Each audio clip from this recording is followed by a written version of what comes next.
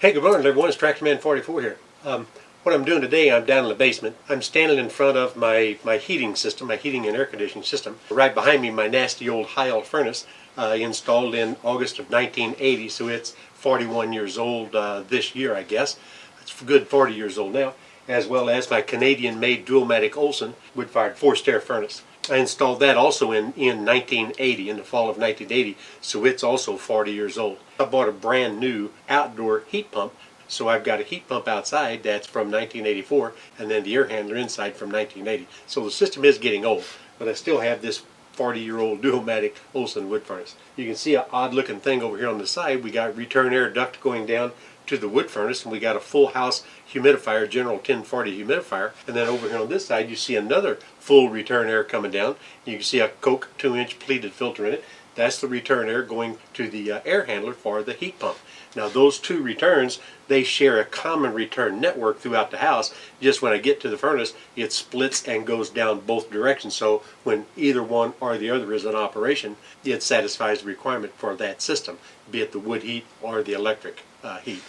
And then in addition to that, if you're looking up on the wood furnace plenum, you can see I got a pair of pants here. This goes up into a radius. There's a radius 90 back there, and then it splits into a pair of pants. This one here, this leg here, with a manual damper on the side, goes all the way up and serves the main part of the house. Well, we have a big addition on the back side. So back, I don't remember when, 97, I went ahead and adapted this, put this pair of pants in, and sent this other leg, again with a manual damper, that goes over and serves that portion, or that whole addition. And then up here I've got a manual damper that turns, when it's in heat pump mode, you have to close the damper to the wood, and then another one over in the heat pump duct that you open when you're in heat pump mode or central air conditioning mode.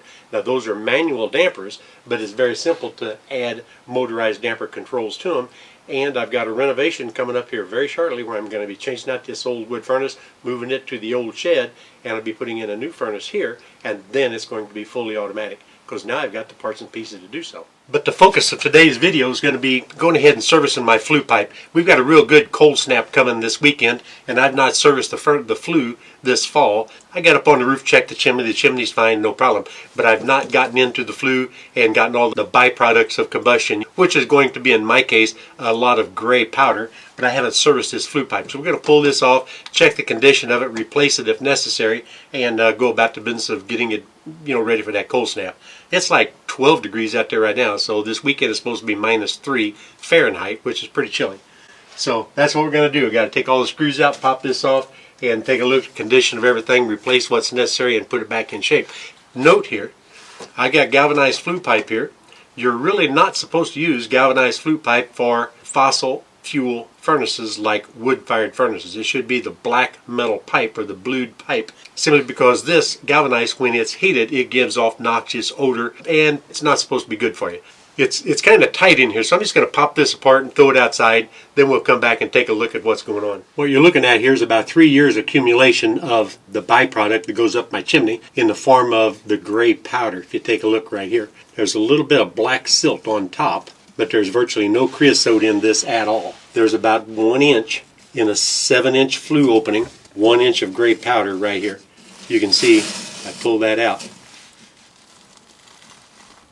Total gray powder. When you burn your fire on your Flue temperature hot, you have no tendency, and burn dry wood, you have absolutely no creosote buildup whatsoever. We're looking at the outlet of the secondary heat exchanger on this Duo-Matic Olsen. So there's a little compartment in there. It's about 3 inches thick or 3 inches wide. The smoke comes into the top of it, and it swirls around inside that secondary heat exchanger with a space between it and the primary heat exchanger for the blower to blow air and circulate air around, extracting more from that secondary heat exchanger. And then the flue gases come out a little bit lower than where they enter in the front of the secondary chamber, and then exit and go up the chimney. What you're looking at right now is right inside the steel casing that I go in through my concrete wall. And you see there's a little bit of black sediment and stuff up here on the top. You can see there's a little bit of powder. It's got a little bit of a black color to it, and you can see there's a little bit of black build up here on the very bottom. That's approximately, maybe a quarter of an inch. Again, about a 3-year accumulation. What's happening as your hot flue gases go through this cold steel cemented into the wall, it drops its temperature fairly rapidly. So our flue temperature drops momentarily on the outside of the flue gases flowing through there. So it does have a tendency to condense just a little bit of the byproduct right on that surface of this pipe. But if you look straight ahead, you're going to see the masonry chimney is a total Class A brick chimney with a clay tile liner all the way up. I forgot what the height is on this chimney, but it's a full Class A clay tile lined brick chimney. But again, because of the flue temperatures we run, there's virtually no creosote.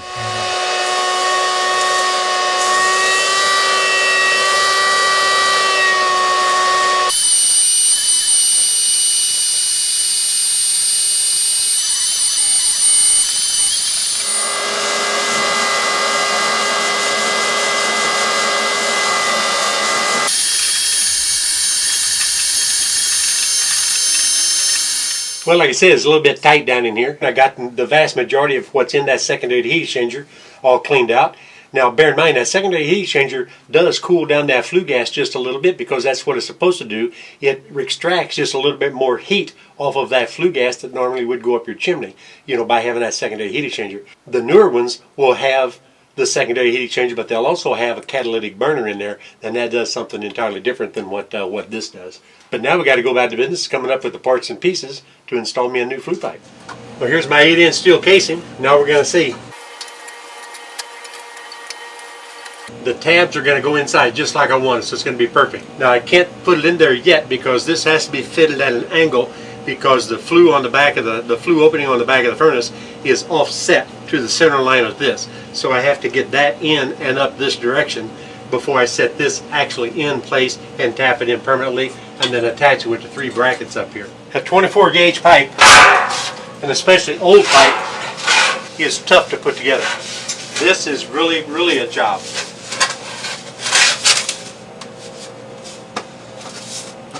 .26 gauge, 28 gauge, not a big deal. 24 gauge, man, it gets to be tough.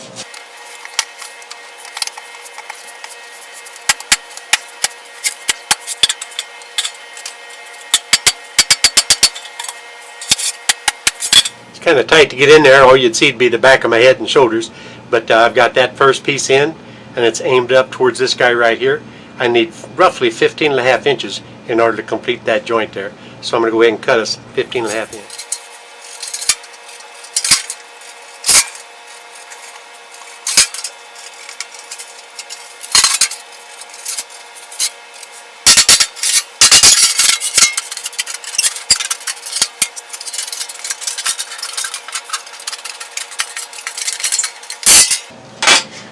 You can tell 24 gauge is tough to go through, especially whenever you've got 4 thicknesses right here to cut.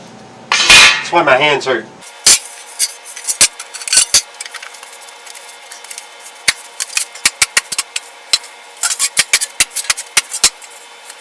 Oddly enough, to get these things apart, you know how you get them apart? Take the seam and put the seam down and very sharply slam it real hard and go on the ground, and then catch it as it bounces back up, and most of the time it'll pop it loose. If you notice, now I have 2 fixed points, and I've got to put a solid piece of pipe in here. That's going to be a little difficult, so what I have to do is pull this assembly out and assemble them, and then put them back in as one assembly comprising the right length. So you can see here I've got this just about right here. I'm going to line up the seams to where the seams all go where they need to go, and then I'll put these 2 pieces together, slide it back onto the outlet of the furnace. Well, try as I might, I could not get that in there and get it on film at the same time or record it at the same time. It just would not cooperate.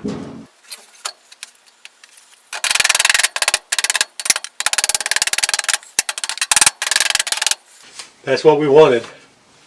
Those tabs going inside this right here. So I got to put a few port pieces on here to hold everything in place. Then we'll adjust everything else for square and plumb and angle.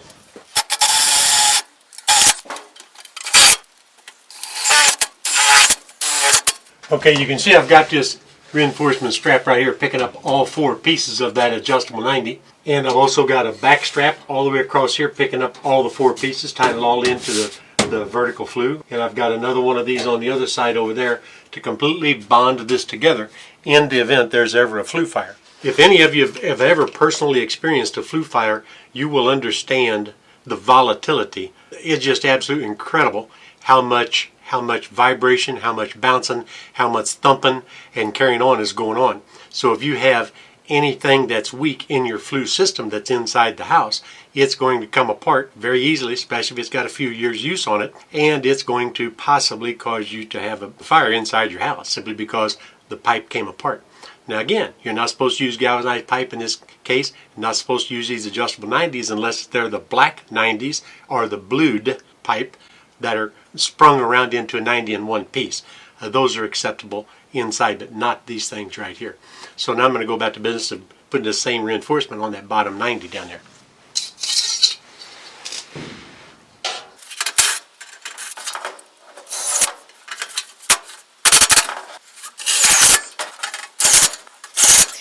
Now if you have any concern at all about these dovetails or these little tabs bent over and pop riveted, screwed inside, and then possibly any leakage around the perimeter of this, don't have any concern at all, because like I said, this chimney in operation is going to be a negative pressure, so any tiny or minuscule immeasurable opening or even a measurable opening is going to be having a negative pressure, and it's going to be drawing air from inside the room into the combustion byproduct gases going up the chimney. And so that's all there is to it. There's not going to be anything here at all. The only time there will be any pressure is whenever you have an exceptionally cold flue situation. Like right now, I haven't had a fire in this thing for a considerable period of time because I've been using, the upstairs heat. It's done well until I got to this real cold snap. And so this is exceptionally cold chimney. So I'm going to have to flash some heat up the chimney real quick with some paper to get it to begin drawing, and once it begins drawing, of course, negative pressure, it's going to suck in. It will not smoke out. Like I said, the only time it will have any outward movement, like if I held a match up here right now around a couple of these little bitty cracks right here, you would see the match waver. That's because there's an extremely cold, heavy column of air flowing down the chimney trying to get inside this warm house. That's going to stop in just a few minutes. But this is exceptionally sturdy. I've put about 50 pounds of pressure on this, beating, slamming, pushing, pulling. Everything is very secure and intact, tight. And one thing that I needed to make a point to you, any fossil fuel furnace that you work on to install a flue pipe, whether it's gas, natural gas, LP gas, fuel oil, or wood, you need to make sure you have minimum of three screws in every joint. Because two screws, when you have two screws in a joint like this, the pipe can actually work backwards and forth. If you have the third screw 120 degrees apart or thereabouts, there's absolutely no potential for movement. That third screw locks it in place. Got her fired up. New flue pipes on. That was just a quick and simple little repair that took longer than what I thought. Had to run out to the shop and make that little adapter to go in there, but I made a whole different video on that because it was just too involved to put all that in one video. Plus I thought it was just an interesting little thing to have to make, and even though it is temporary, it's definitely not the thing, and I keep stressing that that's not what you're supposed to do, but in a situation like this it's absolutely fine. I got the humidifier turned on, so my whole house humidifier is up. The furnace is just a Cadillac and it's already running about 165 degrees or so discharge temperature, and I got the heat pump, all the ducting and everything, dampering switched over, and we are settling in for a nice cool evening. So I guess we can call this one a success. And you know what? This is TrackMan 44, and I am out of here, guys.